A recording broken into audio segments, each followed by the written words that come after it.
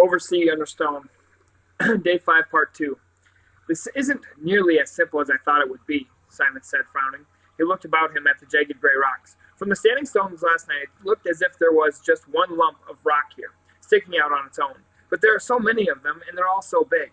The wind blowing in from the open sea tossed Jane's ponytail to and fro on the back of her neck.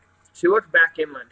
It's just like being out at sea, as if we were cut off and looking at the land from the outside. The end of Kamar Head was a more desolate place than any they had yet seen, even with the sunlight glittering on the water far below and the smell of the sea and the wind. They stood in the midst of a bleak patch of rocks, rising bare out of the grass almost at the headland's tip.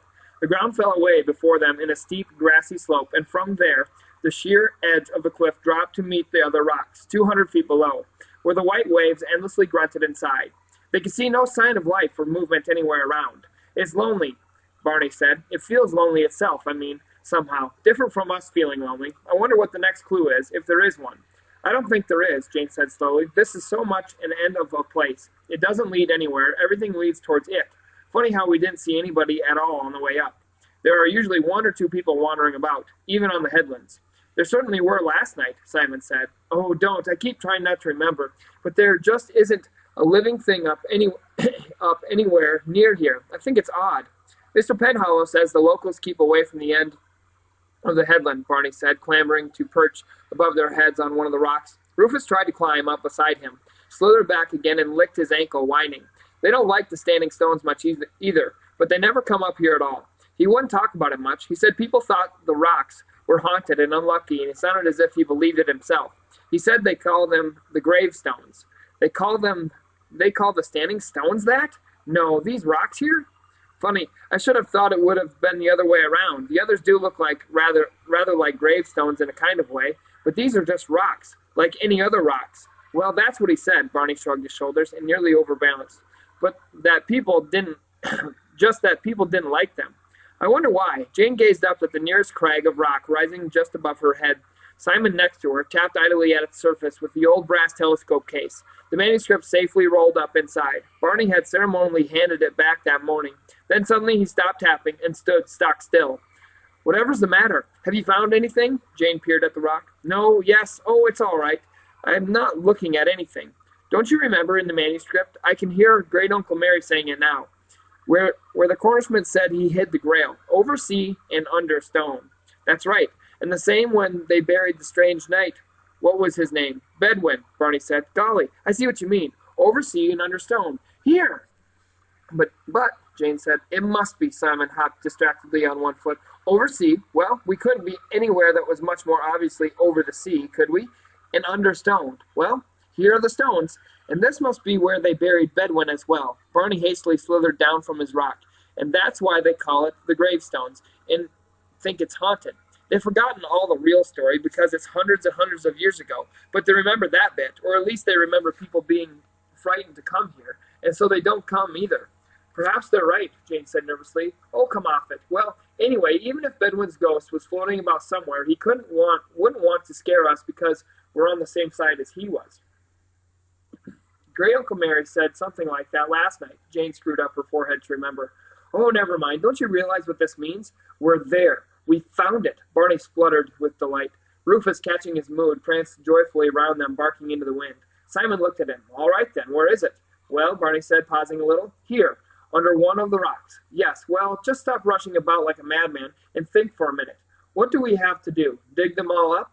They're part of the headland. It's all rock. Look." Simon took out his penknife, a hefty steel weapon with two big blades and a marlinspike, and went down on his knees to dig away the earth at the foot of the crags. He tore away tufts of grass, dug a hole, and 3 inches from the surface came to solid rock. "There, you see?" He scraped at the rock with his knife blade, making a depressing grating sound. "How can there be anything buried there?" "It doesn't all have to be like that," Barney said rebelliously. "Perhaps there's a different bit somewhere," Jane said hopefully. "If we all three divide up and search every inch, we're bound to find something. We ought to have brought spades with us, really. Come on."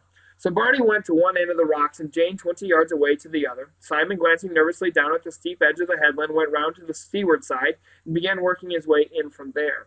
They clambered up and down, over the sharp-edged granite, searching the patches of wiry grass between rocks, tugging at boulders to see if they would move and show a place where something could be buried underneath. but no stone ever shifted an inch, and they found nothing but granite and grass, with no hint of a hiding place. Jane was holding something carefully in her hand as they came together again. "Look," she said, holding it out. "Don't you think it's peculiar finding a seashell up here? I mean, how on earth could it have gotten up from the beach? Especially if no one ever comes up here. It's more like a stone than a shell," Simon said curiously, taking it from her hand. It was a cockle shell, but its hollow was solid and hard, filled with what looked like rock, and the surface of the shell was not white and roughened like those they found on the beach, but smooth and dark gray. "A visitor must have dropped it," Barney said easily. Visitors wouldn't be frightened of coming up here. They wouldn't know anything about what the Trewisic people say." "I suppose so." They all thought of visitors scornfully. "Oh, well." Jane put the shell in her pocket and looked around helplessly. "This is awful. We're stuck. What can we do now? There must be something up here. There must. We don't really know. Perhaps it's just another step on the ladder after all. But there's nothing else marked to follow. Let's have a look at the map again." Simon squatted down on the grass and unscrewed the telescope case, and they peered at the manuscript, its words and lines faint brown in the sun. "I'm certain he meant this to be the end of the quest," Barney said obstinately. "Look at the way the end of the headland stands all on its own. There's nothing to lead anywhere else." Simon stared pensively at the map. "Perhaps it just leads back where it started from. He might have been pulling our legs all the while.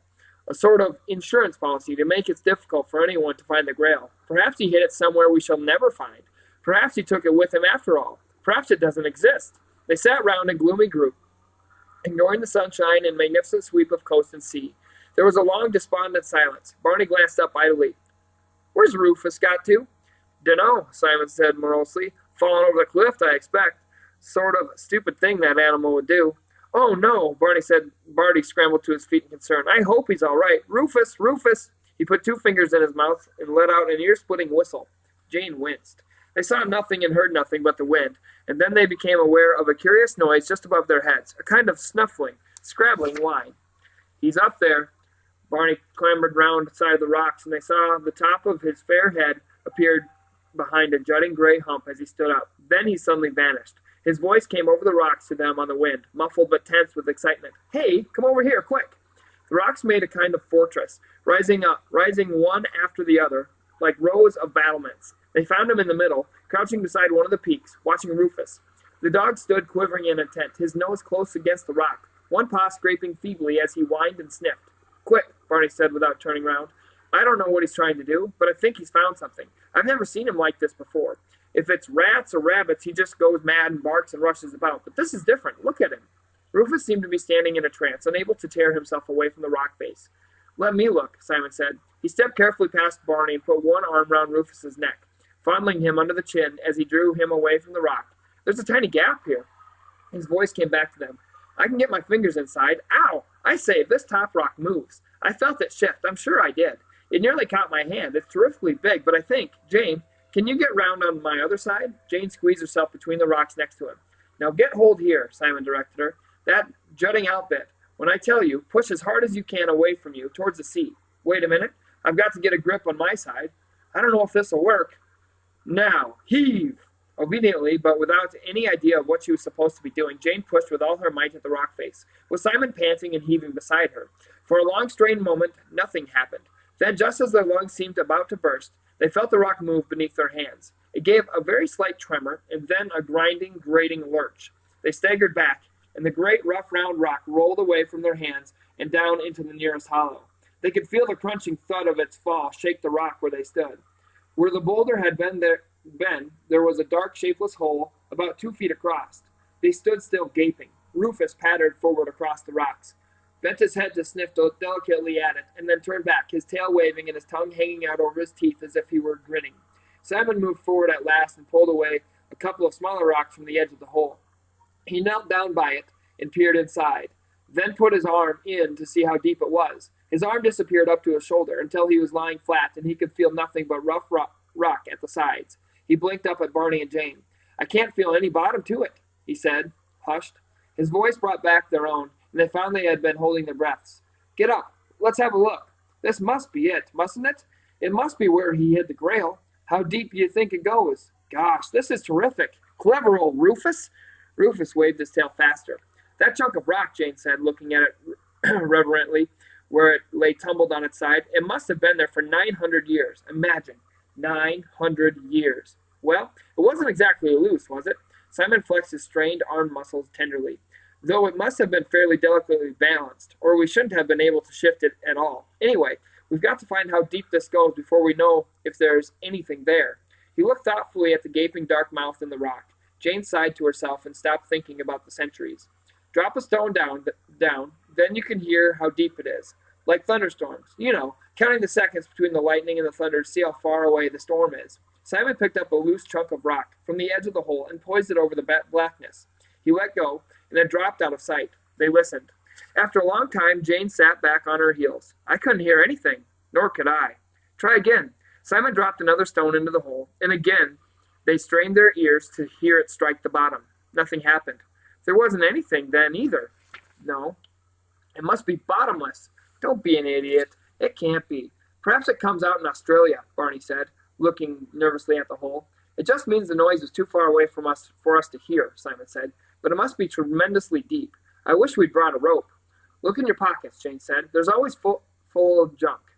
So are Barney's. At least Mother's always saying so when she has to empty them. You might have some string or something. Junk yourself, Simon said indignantly, but he turned out his pockets onto the rock. The results, though interesting, were not very much help. Simon laid out an array of belongings, including his knife, a very dirty handkerchief, a little scratched glass-covered compass, 2 and 7 pence a penny, a stump of candle, 2 screwed-up bus tickets, 4 toffees in battered cellophane wrappings, and a fountain pen. Well, he said, we can have a toffee each anyway. He handed them round solemnly. The toffees were slightly furry at the edges where the cellophane had come loose, but tasted none the worse for that. Simon gave the fourth to Rufus, who made a few grimacing attempts to chew it and then swallowed it whole. What a waste, Barney said. He emptied his own pockets in a shower of sand. A green glass marble with an orange pip in the middle, a small white pebble, a 6 pence and 4 farthings, a headless lead sailor, a handkerchief miraculously much cleaner than Simon's, and a thick piece of wire curved round at both edges. Whatever do you carry that around for? Demanded Jane. Well, you never know, Barney said vaguely. It might come in useful. Come on, let's have a look at yours. Nothing in them, Jane said, a trifle smugly. She pulled both pockets of her jeans inside out. Well, you brought your duffel coat, said Simon. He crossed the rocks, climbed down to the grass of the headland where they had been standing, and brought the jacket back. Here we are. 1 handkerchief, 2 hair grips, just like a girl, 2 pencils, a box of matches. Whatever you want those for. Like Barney, they might come in useful. A lot more useful than that old bit of wire, anyway. Simon felt in the other pocket. Money, a button. What's this? He brought out a spool of cotton. Now that's an idea. Pretty daft thing to carry about, but it might help us find out how deep the hole is. I'd forgotten I had that, Jane said. All right, you win. I carry junk around, too. But you must admit, it's sensible junk. She took the cotton reel from him. It says there's 100 yards of cotton on this. Well, no, hole could be that deep, surely. I wouldn't be surprised with this one, Simon said. Tie something to the cotton and lower it down. Have to be something pretty light, Barney said, or it'll break. Jane unwound a length of cotton and pulled on it. Oh, I don't know. It's pretty strong. Here, I know. Give me that bit of wire. Barney looked at her doubtfully, but handed it over. Jane tied one end of the cotton to its curved end. There. We just lower away until it hits bottom. I know a better way. Simon took the reel back and put one of Jane's pencils through the hole in the middle. It was just long enough to protrude at either side. See? You hold on to both ends of the pencil and the reel unwinds of its own accord because of the weight, like playing a fish. Let me do it. Jane knelt down beside the hole and dropped the wire into its dark mouth. The cotton reel spun round as the thread disappeared, and they held their breath. Then suddenly the reel slowed, turned wearily, and came to a halt. Just as they were thinking that the wire had reached firm ground, they saw the end of the cotton blowing loose. Bother, Jane said in disappointment. It's broken. She looked down into the blackness in a vain attempt to see where the cotton had gone. Simon took the reel from her and examined it. Half the cotton's gone, anyway, and it still hadn't hit anything. That means a hole must be at least 50 yards deep. That's 150 feet. Good grief. He tapped Jane on the shoulder. Come on, Dopey. You won't see anything down there.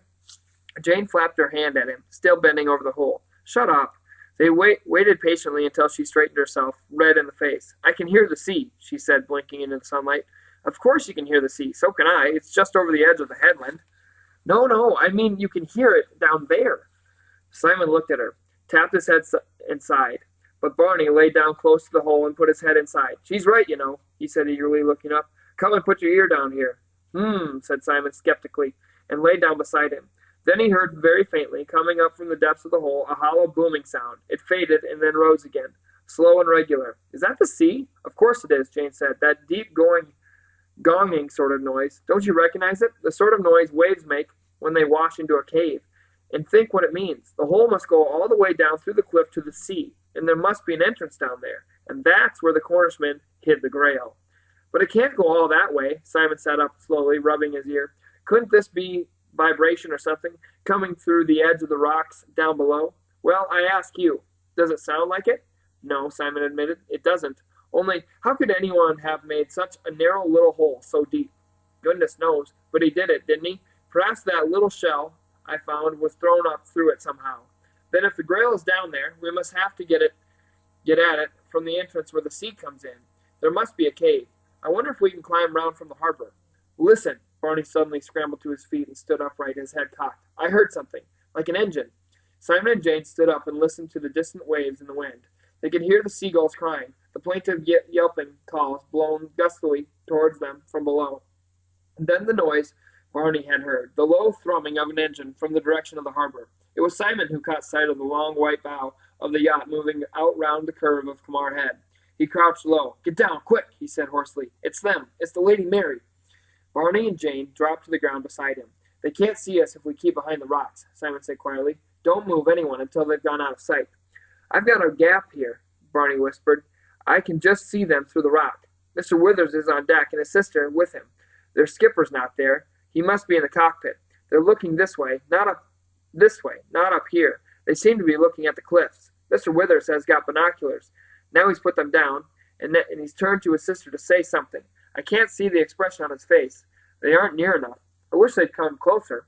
Oh, Jane swallowed, husky with agitation. Suppose there is a cave down there where the Grail is, and they see it. The idea was paralyzing, and they lay rigid, three minds wishing the boat away. The noise of the Lady Mary's engine grew louder, passing the end of the headland close below. What are they doing? Simon hissed urgently. I can't see. There's a rock in the way now. Barney wriggled with frustration. The noise of the engine filled the air, but it did not stop. As they listened, breathless, it grew gradually less, moving away across the sea. I can see them again now. There's another gap. He's still looking at the coast through the binoculars. I don't think he's seen anything. It looks as if he's still hunting. Now they've gone around the corner. Barney rolled over and sat up. If they are looking for a cave, how did they know? They can't know. They haven't seen the map, Jane said in anguish. They couldn't possibly. I mean, even if the Vicer is in the league with them, and they know about the outline I drew in the guidebook, it hasn't got any sort of clue. I didn't put any of the clue marks in. But if they don't know where to look, why are they looking in the right place? I think, Simon said reassuringly, it's just part of their routine. I mean, they don't know where to look, so they look everywhere. Great Uncle Mary said something like that the very first day we talked. It's like the way they search the house, all at random, without any sort of plan. Perhaps they thought of the idea of a cave, vaguely, and they're scouring the whole coast in case they find one. That's just this part, but all the way up, not just this part, but all the way up and down. They don't know there is one. Well, we do. If it's there, why didn't they see it? Perhaps they did, Barney said gloomily. Oh no, they can't have done. They'd have stopped. At any rate, they wouldn't have gone on looking like he said they were. You did say that, didn't you? Jane looked at him nervously. Oh yes, old Withers was still squinting hard through his glasses when they went out of sight. Well then, there's one thing it might be, Simon said reluctantly. He paused. What? We heard the sea, so the mouth of the cave might be covered. It might be underwater. That could be why they didn't see it. There are lots of underwater caves in Cornwall. I remember reading about them somewhere. It might not have been like that when our Cornishman hid the Grail, but perhaps the land's sunk a bit in 900 years.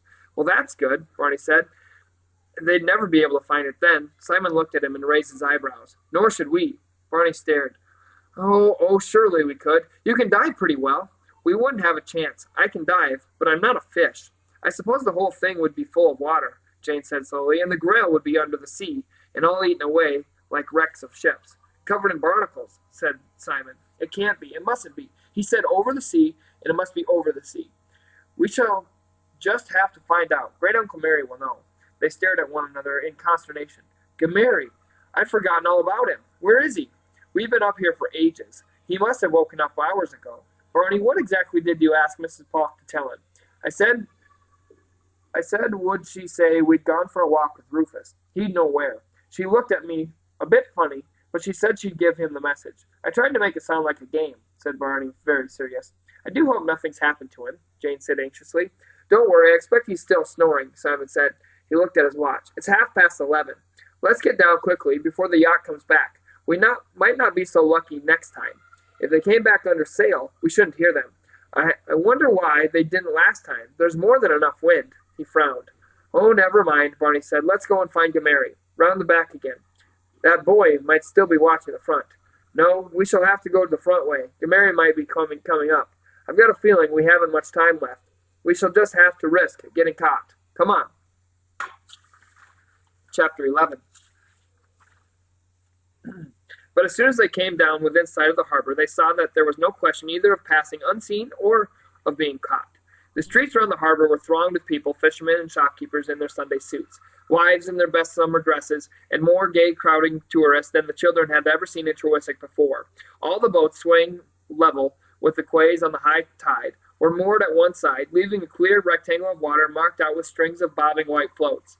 As they came down the road, they heard the faint thud of a starting pistol, and 6 brown bodies flung themselves into the water and began thrashing in a white flurry of spray across the marked course. The crowd began to cheer. "It must be the end of the swimming gala," Jane said eagerly, caught up in the carnival atmosphere below them. "Let's go and watch for a minute." "For heaven's sake," Simon said in despair, "we're on a mission. We've got to find out Great Uncle Mary before we do anything else." But there was no answer to the doorbell of the Grey House as they stood on the doorstep with knots of shirt-sleeved visitors chattering past them up and down the hill. And when Simon had gone round to the back and retrieved the front door key from its secret place in the tool shed, they went inside to find the house quite deserted. Great Uncle Mary's bed was neatly made, but there was no sign in his bedroom or anywhere else to tell them where he had gone. Mrs. Polk was nowhere to be found. There were 3 plates of cold mackerel and salad covered up on the kitchen table left for their lunch, but that was all. The house was spotless, silent and neat, and empty. Where can he have gone? And where's Mrs. Polk? Well, that's easy enough. She'll be outside watching the swimming with everyone else. You know how she was drooling about Carnival Day. Let's go and find her. She must know where he is. Tell you what, Barney said. You two go down to the harbor, and I'll run up to the top of the hill and see if Mary has gone up there after all. I'd be able to see him if he's climbing the headland. It takes quite a time to get to the top. Simon thought for a moment. All right, that seems sensible enough. But for goodness sake, keep out of sight of the yacht if you see it coming back, and come down to us as quick as you can. We don't want to get separated. We'll be down there on the quay where the start of the swimming is. Right-o, Barney made off, but then turned back. I say, what are you going to do with the manuscript? If we don't find Mary, and we're all on our own, do you think it's safe to go on carrying it about? A lot safer than I'd feel if we left it anywhere, Simon said grimly, looking down at the case in his hand. I'm going to hang on to it, whatever happens. Oh, well, Barney said cheerfully, don't drop it in the harbor, that's all. Cheerio, shan't be long. I'm glad he's so bright about it, Jane said as the front door slammed. I wish I were. It's as if there's someone waiting behind every corner to pounce on us. I only feel safe when I'm in bed. Cheer up, said Simon. You're still suffering from last night. I was scared then too, but I'm not now. Try and forget about it. That's all very well, said poor Jane miserably, but everyone seems to be turning out to be bad now, and it isn't as if we knew what sort of badness it is. Why do they all want the manuscript so much? Well, Simon wrinkled his forehead, trying to remember what Great Uncle Mary had said on the first day. It's the Grail they want, isn't it? Because it stands for something somehow. And that's why Mary wants to find it as well. It's like 2 armies fighting in history. You're never quite sure what they're actually fighting about, but only that one wants to beat the other. Great Uncle Mary is like an army sometimes, all in one person. Those times when he goes all peculiar and distant and you feel he's not quite there. Well, there you are then. It's the same with the others. They're a kind of bad army. Up on the standing stones last night, even before we knew they were there, you could still feel the badness. I know, Jane said fervently. Oh dear, I should feel much better if we knew where Great Uncle Mary was. We shall know as soon as we find Mrs. Polk. Buck up, Jane. Simon patted her awkwardly on the shoulder. Come on, let's go down to the harbor. Barney will get there before us at this rate. Jane nodded, feeling a little better. Oh, Mother and Father will be coming back this afternoon. Do you think we ought to leave a note? No, we'll be back long before them. They went out of the gray house, leaving it to its silence, and walked down the hill to the harbor. Unfamiliar children were running all over the place, ignoring their anxious calling parents, and the sleepy little shop, which sold ice cream down on the quay, was festooned with flags and posters and doing a roaring trade. Simon and Jane threaded their way along the side of the harbor, through the wandering crowds, to the course marked out for the swimming gala. But they felt as if they were paddling against the current. All the crowds were moving towards them, and when they reached the right place, they found everything was over. Only a few boys and girls dodging wet through the crowds in swimsuits, and the bobbing lines of floats on the empty water showed that there had been a swimming gala at all. One of the swimmers brushed past Simon, and as he glanced up at the wet brown body, he recognized the face below the dark water-flattened hair. It was Bill. The boy's mouth opened, and he paused belligerently, but then, in an instant, changing his mind, he scowled and disappeared, running barefoot through the crowds toward the front quay. Hey, Jane, Simon called her urgently. She was a few paces ahead of him, and did not notice Bill. A deep voice said in Simon's ear, "Your young friend's lost him's race. He's not in a very good temper. The Hoovers be all the same." Simon looked around and saw the beaming, wrinkled, brown face of the old fisherman they had met on the day they first encountered the boy Bill. "Hello, Mr. Penhallow," he said, reflecting on how odd the greeting sounded. "Was he in the swimming gala then?" "Aye, that he were, the race for the championship. Behaved himself badly as usual, too. Lost by a few yards and turned his back on the winner when the lad went to thank him for a good race." He chuckled. "The winner were my youngest." "Your son?" said Jane, who had turned back at Simon's call. She looked at Mr. Penhallow's weather-beaten face. He looked much too old to have a son young enough for a swimming race. "He is right," said the fisherman equably. "Tough little lad. He am 16 now, on leave for the merchant navy." "I say," said Simon, impressed, "could I join the merchant navy when I'm 16, do you think?" "You wait a while," said Mr. Penhallow, twinkling at him. "'Tis a hard life at sea. Barney says he wants to be a fisherman like you now," Jane said, "with a boat like the White Heather." Mr. Penhallow laughed. "That's an idea. Won't last long either. I'd take him out with us one night if he were a bit bigger. Then he'd soon change his tune. Are you going out tonight?" "No, having a rest." Jane, suddenly feeling one of her shoes damp, looked down and found she was standing in a pool of water. She moved hurriedly. "Those swimmers must have splashed about a lot. There's puddles all along the quay." "Not just the swimming, my love," Mr. Penhallow said. "'Tis the tide. It came right over there this morning. Spring tides be higher than usual this month." "Oh, yes," said Simon. "Look, there are bits of seaweed right at the back of the path. It must have washed right up to the wall. Does it often come up as high as that?" "Not often. Once or twice a year, usually March and September. 'Tis strange to have such big tides in August. I reckon 'tis because of these strong winds we be having." "How long will it go down? How low will it go down?" Jane said, fascinated. "Oh, a long way. The harbor don't look pretty at any low tide, but it do look worse at biggest springs. A lot of striking old mud and weed that he don't normally see. You wait till about 5 o'clock today. Still, I dare say you'll be watching the carnival like everyone else then." "I expect so," Simon said vaguely. He was thinking furiously. It was as if the fisherman's word had touched a spring in his brain. "Mr. Penhallow," he said carefully casual, "I suppose when you get a really low tide like that, there's a lot more rocks than usual uncovered outside the harbor." "Oh, a good old lot," the fisherman said. "They do say 'tis possible to walk all the way around from Twiswick Harbor to the Doedman. That's 2-3 bays beyond Kenmare Head. But that be nothing more than a tale. I dare say the rocks be uncovered, but the tide be coming up again before you was halfway there." Jane was only half listening. "Mr. Penhallow, we are looking for Mrs. Polk. She's the lady who keeps the house for us. Do you know her?"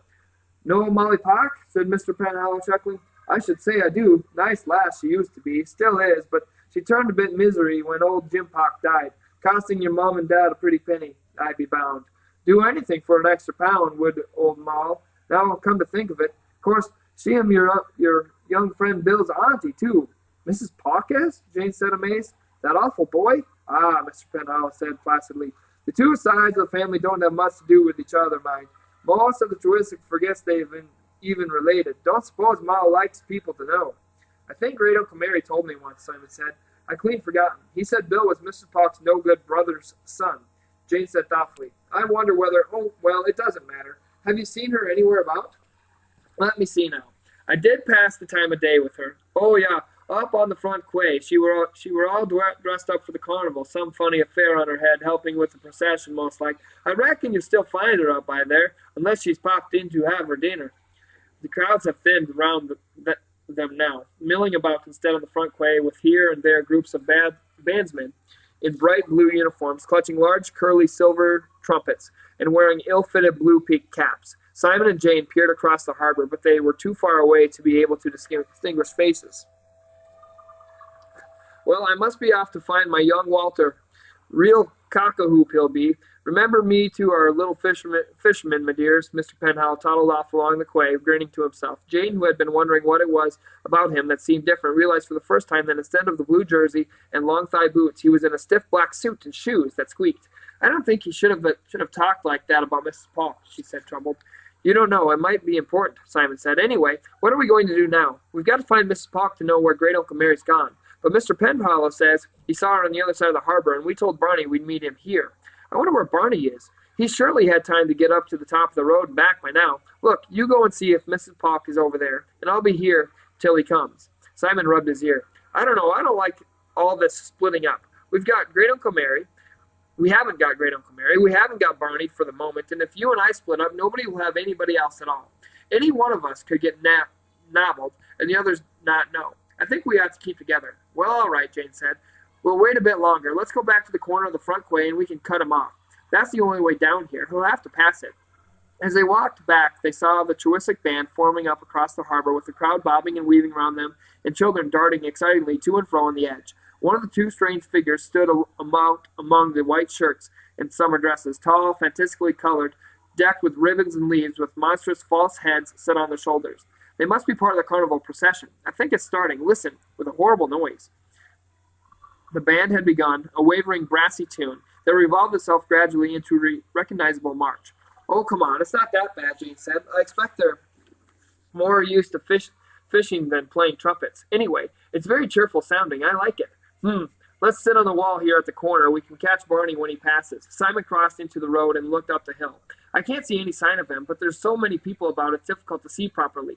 Oh, well, Jane hoisted herself up on the wall, wincing as the rough slate rubbed the skin behind her knees. We'll just wait. Hey, listen, the music's getting louder. Music, said Simon. Well, it is. Oh, look, the procession started, and they're coming this way. I thought Mrs. Puck said they would go straight up the hill. Perhaps they go up from this corner of the harbor instead of the other. Or perhaps they go all around the village first. Look, they're all dressed up, and they're playing that thing Mrs. Puck was singing this morning, the floral dance. We've got a good view anyway. Simon hopped up to sit on the wall beside her. Slowly the crowd drew near them along the front quay, children running and jumping about in front of the red-faced puffing band. Behind them, edged by delighted pushing throngs of visitors, came a dancing file of fantastic figures they had seen from across the harbor, the monstrous heads lurching and hopping in a slow parody of dance, and others, masked in disguise, weaving in and out of the crowds. Here and there they swooped on bystanders, taking pretty girls by the hand, pretending to strike squealing old ladies with a ribboned wand, guiding the visitors and villagers to join hands and dance with them in rows across the width of the street. Pom, pom, de-pom, pom, pom. The music boomed in the children's ears where they sat on the wall, and the crowds eddied all around them on the corner, overflowing up the hill as well as down. Jane, beaming around her in delight at the tops of the giants' grinning heads, suddenly stared across the crowd. She pointed and shouted something in Simon's ear. Simon could hear nothing but the music thrumming round him till the wall seemed to shake. What? He shouted back. Jane ducked her head close to his ear. There's Mrs. Puck, look, just over there with feathers on her head, behind the man covered in leaves. Quickly, let's catch her. And before Simon could stop her, she had slipped down from the wall and was on the edge of the crowd. Simon jumped down after her, caught her at her arm just as she was about to push her way across the crowd between two dancing, laughing files. Not now, Jane, but he too was swept along for several yards by the dancing crowd before he could draw her back into a clear space. They stood pinned against the far wall of the road, away from the harbor, hemmed by the others standing, watching the carnival procession dance by. And that was why they did not see Barney, who had been threading his way down the hill road past the gray house, dodged between people's legs to slip round the corner of the wall, ignoring the procession, and run as fast as he could along the inner quay to the place where they had agreed to meet.